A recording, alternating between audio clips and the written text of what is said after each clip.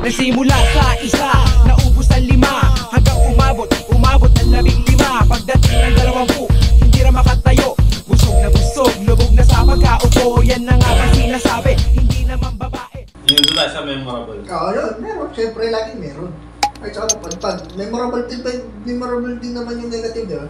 Basta lahat na naman ang dadapo sa buhay mo eh. Huwag mong dadamdamin, pero huwag mong kakalimutan kasi diyan makukuha ng aral eh. Masama man yan o mabuti. Pag mapupulot ka lagi, huwag yung nagdadamdam ka. Pero syempre, iba yung mga tao may depression na. Iba yun, ibang context. Ibang usapan na yun. Kasi tayo, iba tayo eh. Pinalaki tayo, sinubok tayo ng panahon ng lansangan, umabot tayo sa old school, hanggang sa computer age. Sa gitna tayo, kumbaga, buenas tayo, naranasan natin pareha.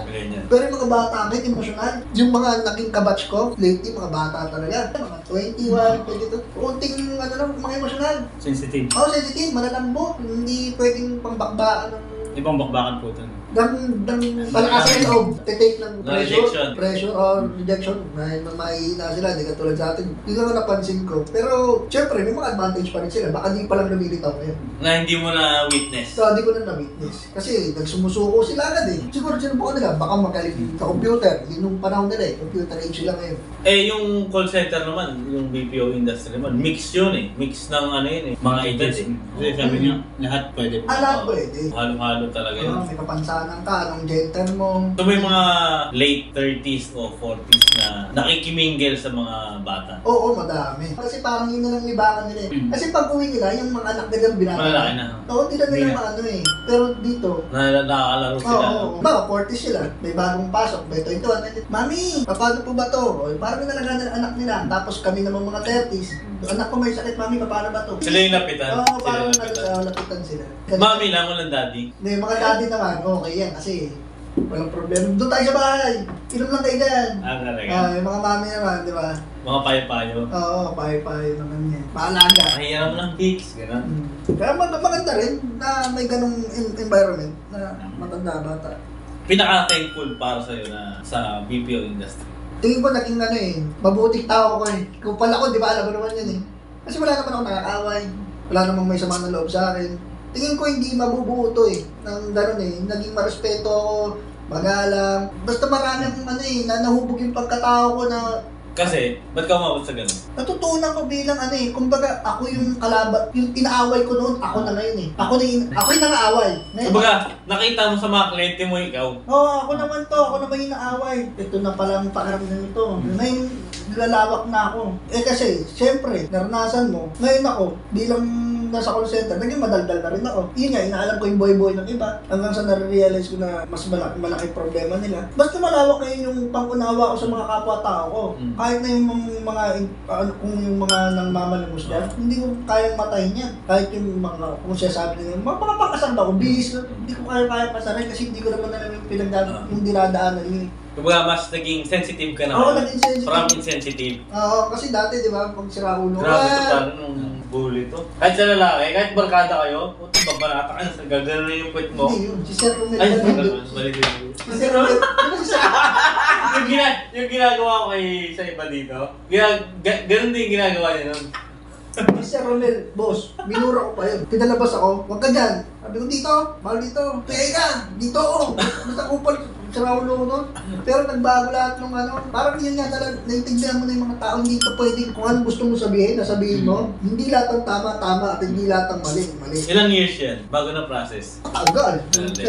Oo. Na hindi ko natutunan sa eskwelahan. Kasi sa eskwela, may specific lang yung ituturo sa'yo. Ito lang ang baluarte mo. Pakikisama kasi ito eh. Ako mas gusto ko yung natutunan ko pakikisama talaga. Na madadala ko kahit hindi sa Pilipinas, sa ibang bansa na lang. Kahit madadala ko to, pakikisalamuha ako, kaya ko makipag-ano sa inyo. May sama. Tsaka yung confidence din na natutunan mo, di ba? Yun. Pakipag-usap. Tsaka, tinuturo kasi doon paano mo umpisahan yung pakipag-usap eh. Hindi yung, Tol! Probing. Di ba? Tol! Ganun agad. Parang medyo dating ng kabila, offensive ka eh. Yung mga tono, may kanya-kanyang tira yan eh. May pitch. May tono yan eh. Hindi ka basta-basta, bibitaw lang. Boss, kupal to ah. Kaya kapag ka, di ba? Boss! Bossy! Gustan ko ay buhay! Cheers pare. Taga-awat, mga natutunan ko rin doon, naging parang nagiging middleman na rin, tag-awat ka. Yun na rin. Marami. Anong away? Mga away. Lakad. Kasi nagiging ano ka eh. Yung nagiging ina-analyze mo na parehas ng balbarte. Nag-aaway kayo, sino ba nagbanggaan? Na-analyze mo yung kabila, ba't nagalit? Analyze mo yung kabila. Awat ka na, habang nagtitimpla ka, umaawat ka muna. Yun, mga critical thinking, mabibilis mag-isip, decision. Naka-help yung call center. Naka-help, oo, kasi may oras kaming hinahabol eh. Saka hindi ka pwede mag-take lang ng isang side. Oo, hindi pwede. Ay, pakinggan mo yung kabila din. Kailangan ganun. Dapat nakabalwarte ka. Hindi ko sinasabing pa-epal ako pero may mga eksena na naririnig mo ako na tinitimpla ko na minsan nakakatulong na nalalaman ko na yung pagkatao ng isang kausap ko. Tatanungin ko siya, halimbawa, sino binoto mo nung ulan? Sumagot siya. Napaprofile mo na, no? Napaprofile mo, halimbawa lang. Sino binoto mo nung senador, sino? Yung stand kasi tsaka yung belief ng tao na yun. Ganun lang, nalalaman Yung prinsipyo. Pero di kita hinusgahan. Kaya sabi, nagkakaroon na ako ng idea kung ano yung paniniwala mo. Marami mong manyaka sa call center, sir. Wala naman. Meron. Hindi ko sinagot na marami meron. Pero pumunta ka ng terminal ng mga jeep o tricycle, mas marami doon. Kasi lalaki naman tayo, normal naman tumingin tayo, huwag lang natin gagalawin, huwag lang tayo magpapala. Kumbaga, more on marami lang nagkakaroon ng mutual aksyonan. Ay, mutual understanding na. Kaya nagiging aksyonan. Pero yung manyakan, meron. Ganda ng suit mo, laki ng borban mo di ba? Kasi madali naman may ano doon pagka tipong nabastos ka, punta HR, report mo, tanggal agad din. Ganun nga kabilis sa call center. Ganun, mabilis doon. Pero gagawin mo ba kung hindi mo close yung tao? Meron talagang dumadaan na maganda, na talagang hindi mo malilis yung mata mo. Talagang kaakit-akit. Titingnan mo lang, sapat na yun. Pero may nag-report na gano'n. Sa mga tingin sa akin, parang kami naman. So far, wala pa naman. Grabe yung gamit ng HR policy sa inyo, no? Oo, may pet, sobrang higpit doon. Grabe. Oo, pare, pagka makinig ka ng kwento ng mga call center, nagamit yung policy ng HR. Walang ano doon, walang yung pasensya na di na mauulit, walang ganun basta once na mahit. Apply agad. Apply agad. Once na mahit mo yung boundary na yun, pasok ka, punta, babayo defective ka na, babayo! Wait mo yung quota ng HR.